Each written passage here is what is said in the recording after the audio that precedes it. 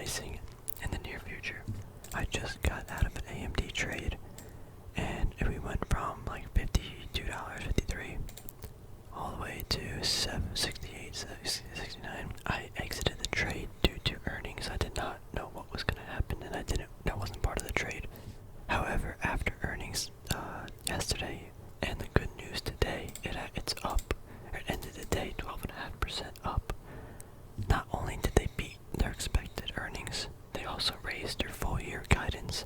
By exactly how much and how important this is, I am not sure, but I'm going to be playing the volatility and the price levels.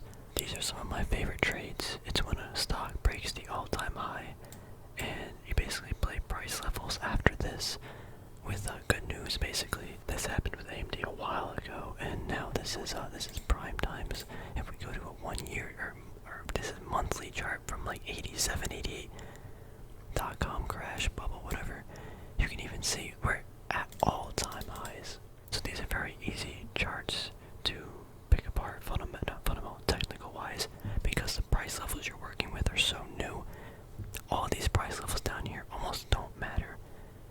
The only thing we're dealing with is the price is above the previous all-time high, which was a clear break. One thing to note on a monthly chart, the volume breaking out of the all-time high was not actually as high as it should have been. Interesting.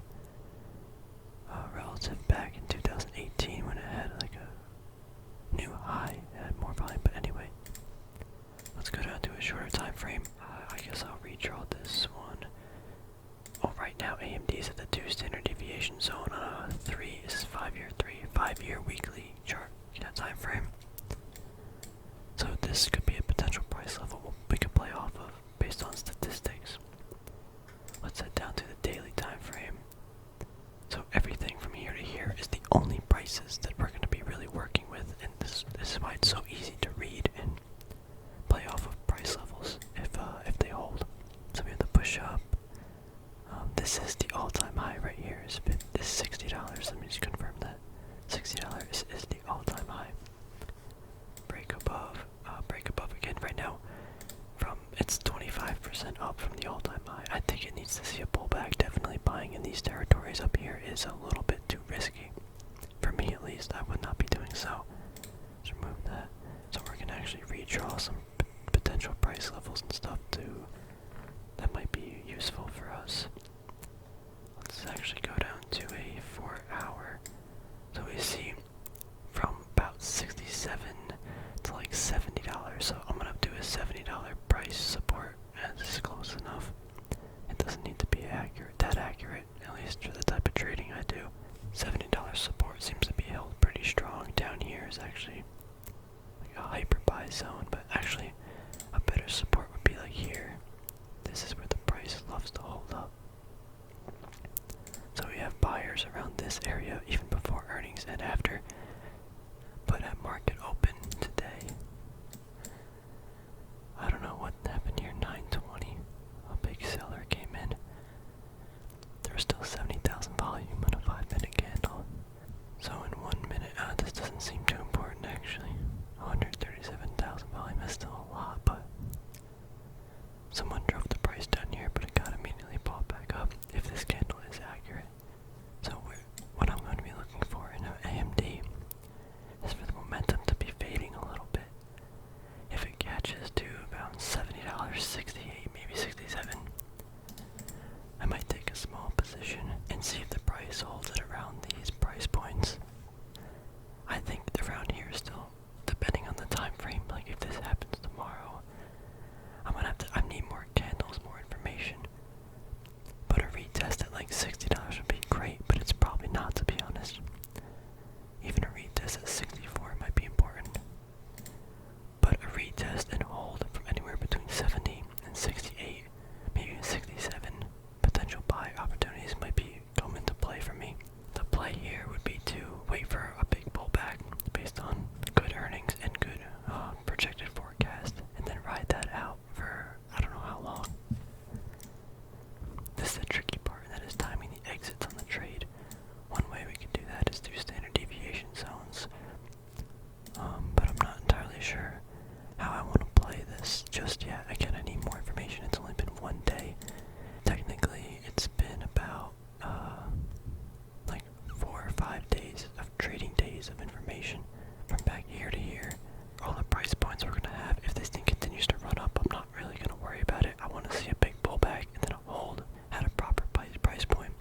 $76 might even be or 75 might be one of the zones for one of the pullback zones. Like if this shoots up to like $80 and then pulls back to here, I don't know exactly. Again, this is a working trade, an idea. I also just got out of a great trade with AMD, so I don't want to do anything cocky or too risky. I want to wait to see a pullback, and we're going to see that with the price and the volume correlation. Another thing I'm looking at is NIO. This is a little bit riskier trade I've been looking, but you see, we're looking at the 4-hour chart. You know, NIO, I will look at something else. 1 hour, you know, we have this big push up, and then it falls down to a support area. A lot of volume. Now we're just kind of doing this consolidation period.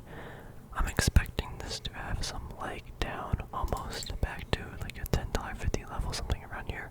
And depending on how a pattern forms, we might look to see it at like $8 about. But I don't think it's going to get that low.